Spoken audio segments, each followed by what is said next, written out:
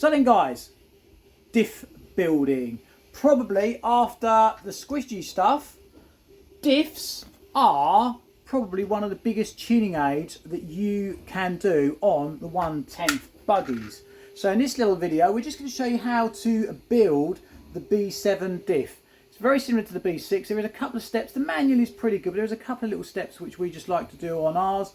And right at the end, watch right to the end, because there's something I did slightly, I wouldn't say wrong, but something I do differently now, and I will show you at the end of the video, and it makes the diffs last so much longer.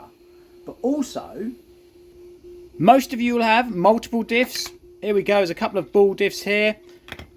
How about these storage cases? Look, it keeps them all nice and tidy and clean.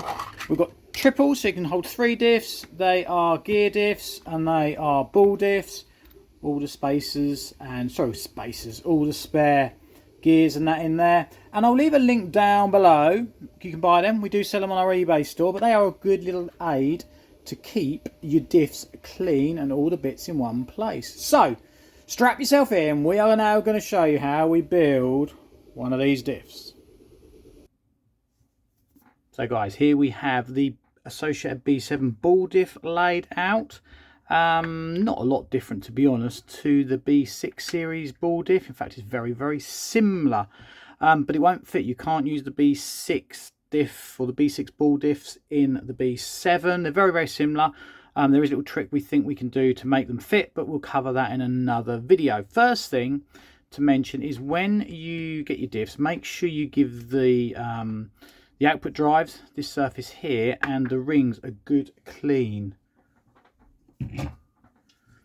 I just use some brake cleaner, just degreases it, because you'll find there'll be oily residue on this from the manufacturing process. In fact, I should have shown you before I cleaned these off, because there's quite a lot of oil and that on here, and you could see it come off on the rag that I cleaned it with. So the first step, we've got some grease. Associated very kindly give you grease in the pack or in the box. I'm not going to use the actual one in the box because I just haven't got it to hand. I've got some here which I've got in the pit box. This is just silicone grease which we use on the diff gear. This diff gear is actually the same as the B6 range. What I'm going to do first of all, I'm just going to put a small amount of grease in each of these holes on the diff.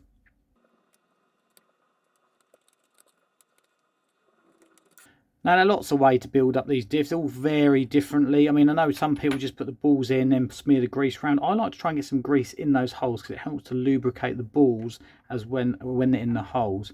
Now, you're always meant to put a little bit of grease on the back of the where the drive ring goes. So I'm just going to put a little bit on there. I'm just going to move it around on there like so. I'm going to wipe off the excess. So I've seen when some people build up gear diffs, and some quite well-known names, they seem to use so much grease. I've always been told that you don't really want to use too much grease. Or, sorry, you can use too much grease. It doesn't really benefit. And in fact, on some kits, I know they don't even recommend putting the grease on here with the rings. But it recommends to do it on this one, so we'll do it on this one. So now I am going to pop the balls in. Now, there's a good little tip here. Can you see this side has got 3 little recesses, which means the balls go in much easier when you have these 3 dots down. The hole is slightly bigger this side. So there we go. Do you see that just drops in? So the most boring part, you don't need to see me do this. So we'll put all these balls in. All the balls are nice in there. Now, I am going to just put a little bit more grease. I'm actually going to put some grease on the drive rings here. Obviously, what you can do is you can just run the grease around the top of those balls there. But, obviously, if you're not careful, you'll pull all the balls out. And they are a loose fit, the balls are in here. If I turn this upside down, they will all fall out. But first things first, we have a bearing that goes in this recess here. And if you've got the carpet spec car, these are the 2 bearings you have left over at the end of the build, because they give you a complete set of bearings and you don't need them obviously on the gear diff. We are then going to pop over the, what's that? That's the male drive, because obviously it's got the pointy bit. We then put another bearing over the top like so, and then I put that on there like that, and that's actually just check to feel for some smooth diff action. You do, be careful, keep it that way up, and then we will build up the thrust washer. So the thrust race. Now, what Associated don't tell you is these two washers are actually different sizes. These holes are not a lot. In fact, you might even be able to see it. They are a different size, and what you can do to actually test calipers, you can measure it, put it on the screw and feel for that side movement. You'll feel one has more movement than the other, and it doesn't tell you why this is. It doesn't say what the correct order there is to do. Now, my thinking is, and looking at what other people do, it is a case of putting the big washer on first, or the big hole washer on first. Whether that's right or not, not really sure, but that's what I do. So this is where we now use the black grease. Okay, don't be frightened to use too much of this, because we'll wipe it off in a minute, but I smear plenty around there.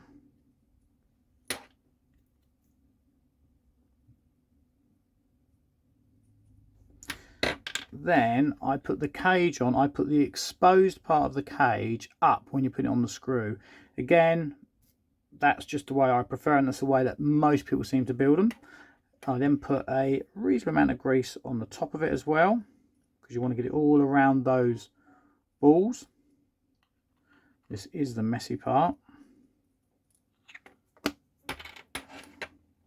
And then again, of course, these groove washers are face down onto the balls, so the bottom one faces up effectively. And then that is our thrust race assembly done. I just wipe off that excess grease, because obviously grease will attract dust and you don't want that. So that is the thrust race done. Right, so that is our thrust race assembly done. Now, you need to make sure you get this next step the right way round, because you can only put the... That's why you hold your diff together, otherwise it falls to bits like that. Cut. We'll cut those balls back in.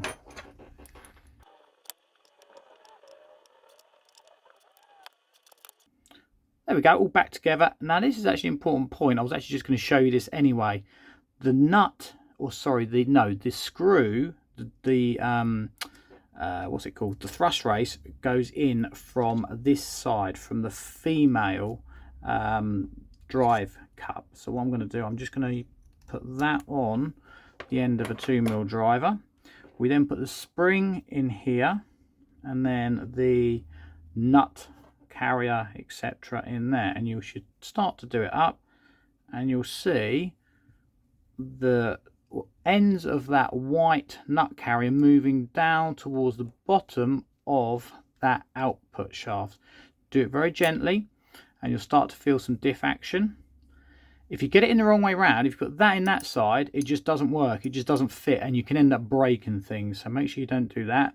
Apparently made to tighten it up all the way, so that is to the bottom of that output, and that effectively is the diff done. Yes, obviously you've got to break it in when you get it in, put it in the car. So you put it in the car, hold one wheel, rev your motor up a little bit, feel for it, feel if it's loose or tight, then loosen it off or tighten it up. But we won't cover obviously that. That's for when you actually get your car up and running. The last thing you can do, now a lot of people don't bother with this, is actually put the dust cap on the side where the thrust race is. That does actually go in there like that. We will show you, but it does affect the diff action apparently. So a lot of people don't bother. It does just go in like that if you want to. But that is the B7 diff done. So guys, I hope that was helpful, showing you how to build up one of these diffs. Now I did tell a little fib in there. Can you see what it is? These little white caps. Now the standard caps that you get that go in here, the dust covers, don't fit. basically you turn them out and they fall out. That is because they're actually the same as the B6, and the B6 has different out drives. So what have we done? Well, 3D printing to the rescue. We have done these little white caps. They just push in there. They're a nice tight fit. They've got no hole because we didn't want to put a hole in there. You basically, to adjust the diff, you just have to pick them out, but it's really good. And this alone has made my diffs last so much longer. When I first built them, I found obviously the caps fall out, and I just put a little bit of tyre foam or something in there just to try and stop the dirt and grit and everything getting in, but it didn't work very well. But when we put these in, well, I'm getting diffs now lasting 4 or 5 meetings on quite aggressive, dirty surfaces, so they are a good little buy, and we will leave them down below. Hope you liked that video, guys. Anything else you want us to do on the B7, let us know.